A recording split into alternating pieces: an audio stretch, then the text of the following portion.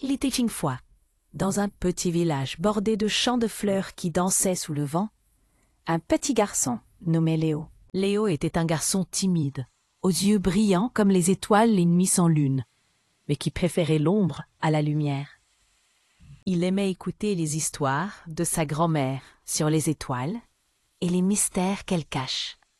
Un soir, alors que la nuit commençait à tomber, Léo sortit hors le jardin pour regarder le ciel, comme il le faisait souvent. Mais ce soir-là, quelque chose de différent attira son attention. Une lumière douce, presque imperceptible, provenait d'un coin du jardin. En s'approchant, il vit qu'il s'agissait d'une petite étoile qui semblait avoir tombé du ciel. L'étoile, qui se présenta sous le nom d'Estelle, lui confia un secret.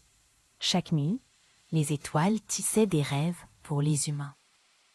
Mais, ajouta-t-elle, la toile céleste, qui était le tissu même de ces rêves, était en danger. Un nuage d'oubli, venu de loin, l'avait déchiré, menaçant de faire disparaître les rêves de tous. Estelle lui expliqua que pour réparer la toile, il devrait collecter des souvenirs joyeux auprès d'animaux et de créatures lunaires, car c'étaient ces souvenirs qui donnaient leur force aux rêves. Léo, malgré sa timidité, se sentit appelé à cette aventure. Ensemble, Léo et Estelle construisirent une fusée avec des brindilles et des pétales de fleurs qui les emmenaient dans leur voyage. La nuit suivante, sous un ciel parsemé d'étoiles, ils décollèrent. Leur premier arrêt fut la forêt, où ils rencontrèrent un renard aux yeux pétillants. Le renard leur raconta l'histoire d'une chasse aux papillons sous la pluie, où chaque goutte de pluie semblait danser avec les ailes et papillons. Ce souvenir joyeux fut le premier à être collecté. Leur voyage les mena ensuite sur la Lune, où ils rencontrèrent des créatures lunaires qui dansaient sous la lumière argentée.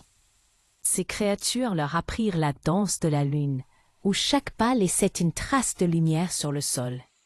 Cette danse, pleine de joie et de liberté, fut leur deuxième souvenir. Mais leur voyage ne fut pas sans danger. Le nuage d'oubli, qui les poursuivait, tenta de les arrêter. Léo et Estelle durent utiliser tous les souvenirs qu'ils avaient collectés pour créer un bouclier de rêve qui les protégea du nuage sombre.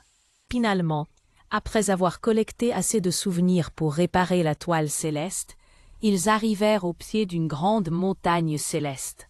Là, avec l'aide des animaux et des créatures lunaires qu'ils avaient rencontrées, ils tissèrent à nouveau la toile, la rendant plus forte et plus brillante qu'avant. Leur mission accomplie, Léo et Estelle retournèrent au jardin. Léo, qui avait découvert en lui une force et une bravoure qu'il ne connaissait pas, regarda Estelle avec des yeux différents. Il savait qu'il ne serait plus le même, que cette aventure avait changé quelque chose en lui. Estelle, avant de repartir dans le ciel, lui chuchota un dernier secret. Les rêves ne sont pas juste des histoires que les étoiles tissent, mais aussi ce que nous faisons de nos propres vies.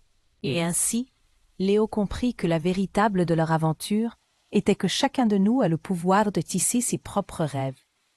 Et que parfois, il suffit juste d'un peu de courage pour transformer les étoiles en réalité. À partir de ce jour, Léo regarda le ciel avec un sentiment nouveau, sachant que les étoiles chuchotaient non seulement des rêves, mais aussi des secrets sur lui-même et sur le monde qui l'entourait.